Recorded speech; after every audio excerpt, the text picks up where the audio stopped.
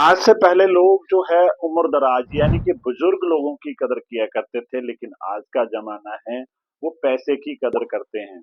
तो हमें पैसे के लिए अहमियत देनी होगी। अगर आपके पास में पैसा है तो आपके जैसे डेटॉल काम करता है 99 जर्म्स को किल कर देता है, ऐसे आपके 99 जो भी कोई चैलेंज होंगे वो ऑटोमेटिकली लोग उसको छुपा देते हैं। तो उसके लिए करना क्या होगा, हमें कुछ ऐसे टिप्स हैं जिससे कि मनी मैनेजमेंट के बारे में बात करने लगे हैं। मैं business and life coach Harvinder Singh आपको इसके बारे में बताने जा रहा हूँ कि कैसे हम अपने पैसे को सही तरह से उसको प्लान करके अगर खर्च किया जाए तो हम उसको सेव कर सकते हैं और आने वाले समय के लिए हम बहुत ही अच्छा प्लान कर सकते हैं और जिससे कि हमारी लाइफ है खुशहाल होने वाली है। तो सबसे पहले तो हमें किसी भी काम करने से पहले आपको एक बजट बनाना सीखना होगा कि हर महीने अपने इनकम और एक्सपेंस का एक प्रॉपर बजट बनाओ। इससे आपको पता चलेगा कि पैसा कहाँ जा रहा है और कहाँ से आ रहा है और कहाँ पर हम बचा सकते हैं। जहाँ बचता है तो वहां पे जरूर बचाना चाहिए। दूसरी चीज है कि इमरजेंसी फंड बनाना चाहिए। हमें लाइफ में अनप्रेडिक्टेबल होती है, उसमें कहीं भी कभी भी इमरजेंसी आ सकती है, तो हमारे पास में इमरजेंसी फंड होना बहुत ज़्यादा ज़रूरी है। कम से कम आपके पास में 6 मंथ का ऐसा खर्चा आपको सेव करके रखना चाहिए, जो आपके आने वाले ऐसे कुछ चैलेंज आता है, तो उसके लिए आप सर्वाइव कर पाएँ।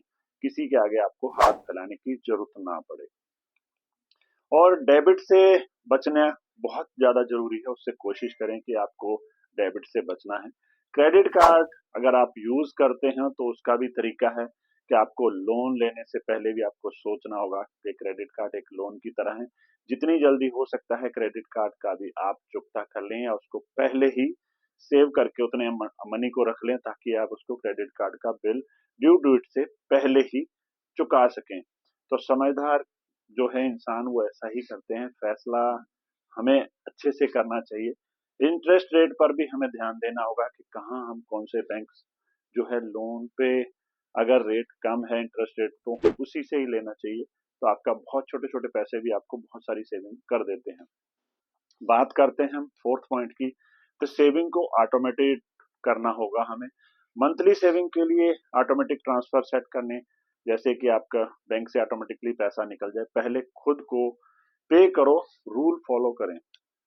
यानी कि आपको अपना जो बिजनेस कर रहे हो उसमें से आपको एक सैलरी देनी है, उसमें से ही आपको खर्च चलाना है।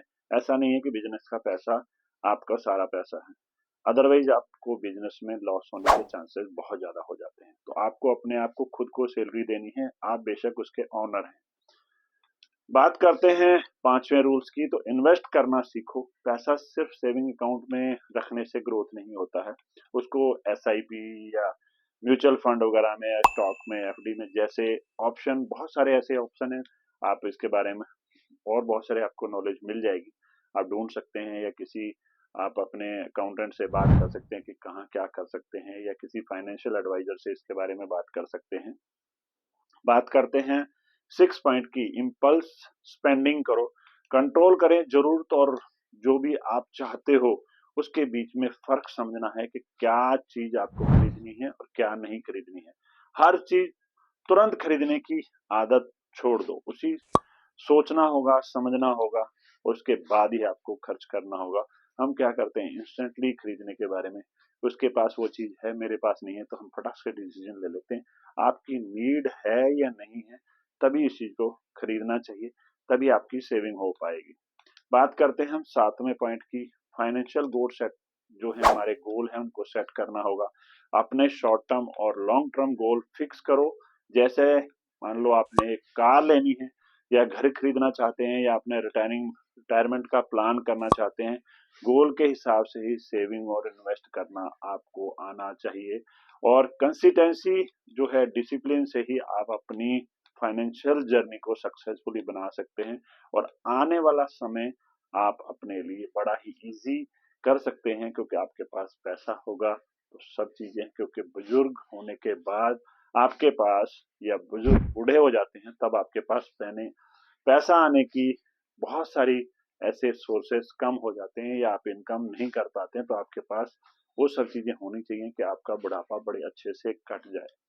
तो ऐसी और वीडियो देखने के लिए हमें फॉलो करना मत भूलिएगा। लाइक और शेयर कमेंट्स करके जरूर बताइएगा कि कैसी लगी आपको video. Thank you so much.